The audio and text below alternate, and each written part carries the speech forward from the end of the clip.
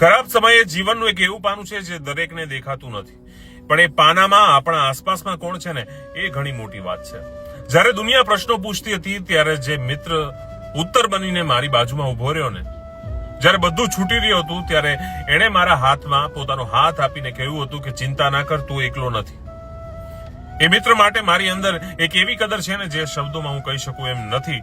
ખરાબ સમયમાં મળેલો સાથ લાખો સારા સમયમાં મળેલા લોકો કરતા પણ વધારે કિંમતી હોય છે.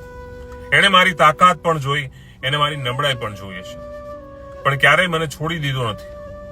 જિંદગી જ્યારે મને તોડી રહી હતી ત્યારે એ મિત્ર મને ફરીથી જોડતો રહ્યો, મારું હાસ્ય પાછું લાવવા માટે. એને પોતાનો સમય, પોતાના દિવસો, પોતાનું બધું જ લગાવી દીધું. આજે હું જ્યારે ઉભો છું તો એમાં એની ખૂબ મોટી ભાગીદારી છે. હું એ મિત્રનો ઋણી છું, હું એ દરેક મિત્રનો ઋણી છું અને એ દરેક મિત્રનો આભારી છું.